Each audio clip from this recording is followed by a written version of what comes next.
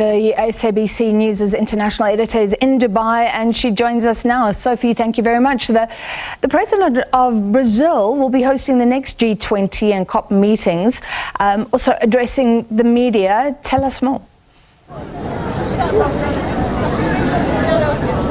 Yes, the president of Brazil, you know that he will be hosting COP, but the big one is G20 next year, and I think the similar call is going to be dominating his speech when he starts that G20 meeting next year around the transformation of the United Nations Security Council, because there's no way you will have the world peace when the United Nations Security Council is not transformed. You see now the permanent 5 members are divided, and therefore in relation to issues that are on issues of conflict, you find a situation where they are biased according to their interests. It was the war in Ukraine, now it is the Middle East, and therefore it's very difficult to resolve the issues that are related to peace and security. He also spoke about a need to ensure that developed countries do honor their commitment, particularly in relation to the Paris Agreement. We know that the developed countries, your G7 countries, had agreed to assist the developing nations. All right, so this continues, and we're following the meeting very closely through you. What can we expect tomorrow? Tomorrow we expect focus to be on health issues, but that would also include peace and security. Tomorrow we will get more powerful messages around what's happening in relation to peace and security.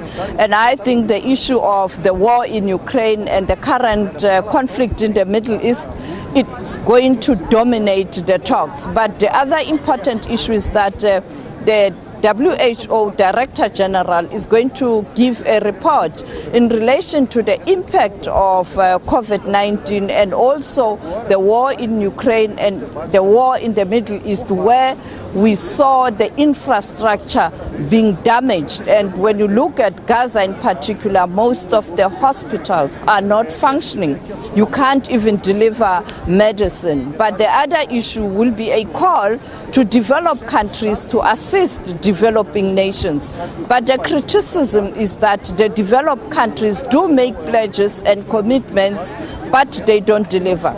It is for that reason I was able to speak to the president of France, Emmanuel Macron, asking him exactly this issue of commitment and giving the developing countries support. Let's take a listen at what Emmanuel Macron had to say to the SABC. Mr. President, there are criticisms that developed countries are not doing enough to help developing countries. What's your reaction? Look, I think that this is an international community work, and I think we have to commit and to help emerging and developing countries to do much more by getting more finance.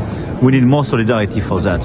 And this is exactly what you signed in South Africa with the JETP initiative. I put $1 billion on your transition, precisely for this reason. So I'm a strong believer in this international solidarity for concrete solutions.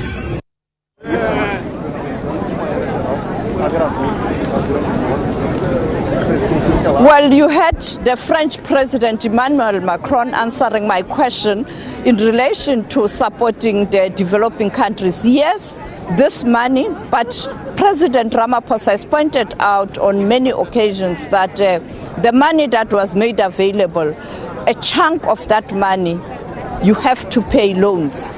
And the president making a call that it will be better if a chunk of that money can be grants, and so that developing countries are not struggling to pay back those loans. At times they can't even afford. If you look at countries such as Zambia, countries such as Malawi. And therefore, yes, money, but how are these poorer countries going to pay those loans? All right, thank you very much, Sophie Mokoena, and she will continue to follow COP28 tomorrow. As President Cyril Ramaphosa leads South Africa's delegation to that crucial meeting,